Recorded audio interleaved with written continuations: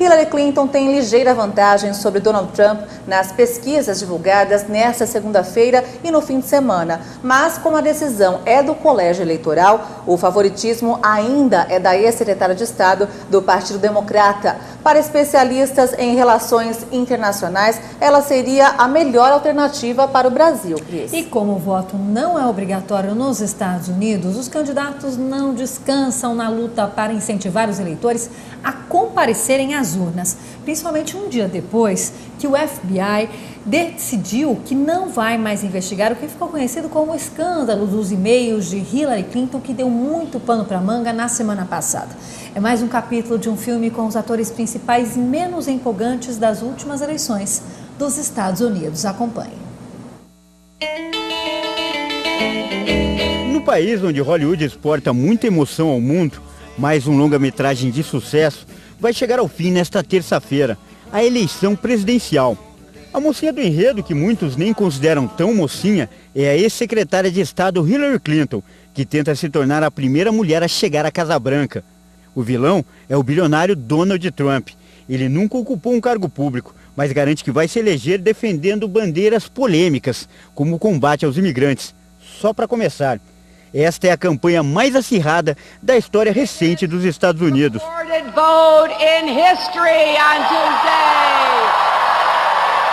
O enredo ganhou contornos de filme policial nos últimos dias. E-mails suspeitos de Hillary estavam sendo investigados pelo FBI, mas o órgão afirmou neste domingo que não vê motivo para processar a ex-secretária de Estado. Trump reagiu e afirmou que existe um esquema para favorecer a democrata. O mundo inteiro acompanha com atenção a disputa. O cientista político Carlos Magnanelli está em Washington, onde vai acompanhar a votação. Não há, assim como aí no Brasil, não está acontecendo uma discussão do plano de governo. O que está acontecendo aqui, como aconteceu aí no Brasil, é uma desconstrução dos candidatos. Um candidato tentando desconstruir o outro. É isso que hoje acontece aqui nos Estados Unidos.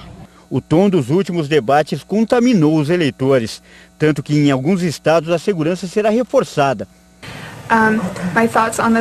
Minha opinião a respeito destas eleições não são as melhores. Eu acredito que nenhum dos dois candidatos são apropriados para a presidência desse país.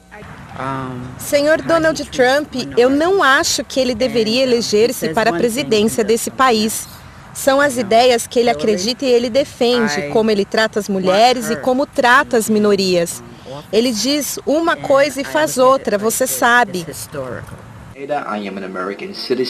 Sou cidadão americano e sou eleitor pela primeira vez em 2016. Eu tenho que dizer que entre as duas opções que nos deixaram para essas eleições, estou surpreso. Quero dizer que nenhum deles representa os jovens dos Estados Unidos. Os Estados Unidos têm 50 estados além do distrito de Washington. Pelo sistema eleitoral americano, os votos dos cerca de 120 milhões de eleitores servem, antes de mais nada, para a escolha dos 538 delegados, que dão a palavra final na eleição. Um exemplo, quem for o mais votado na Califórnia, o mais populoso, leva os 55 delegados do estado. No Wyoming, com o menor número de habitantes, são apenas 3 delegados. E assim vão se somando, até alguém conseguir 270 delegados ou mais para ser declarado o vencedor. As pesquisas apontam uma pequena vantagem para a candidata democrata, mas especialistas garantem que ainda existe uma chance de reviravolta. Esta pesquisadora brasileira está em Ohio e acompanha de perto os bastidores da eleição. A maior parte dos eleitores sente que tem menos afinidade com o candidato no qual vota e mais antipatia pelo opositor. Então a ideia é que as pessoas aqui estão incorporando aquela velha tática que no Brasil nós conhecemos tão bem, do voto no menos pior. Nenhum dos dois candidatos cita o Brasil em suas plataformas de governo. Tanto Hillary quanto Trump afirmam apenas que é importante manter boas relações com países da América do Sul e citam a Colômbia e a Venezuela.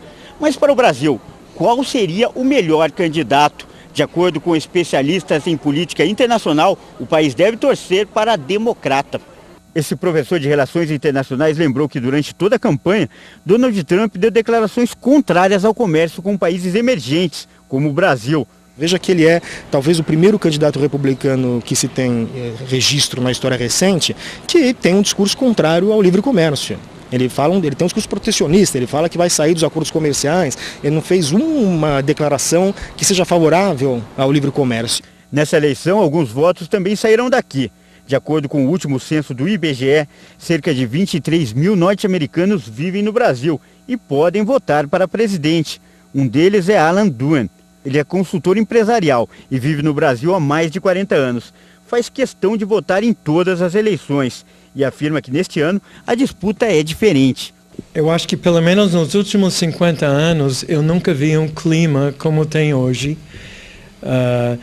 Tem pessoas que estão cansadas do sistema político geral, então por isso Trump chegou ao ponto onde ele está. A estudante Kendra Chapman mora em São Paulo há 1 ano e meio e mesmo de longe está acompanhando as eleições em seu país.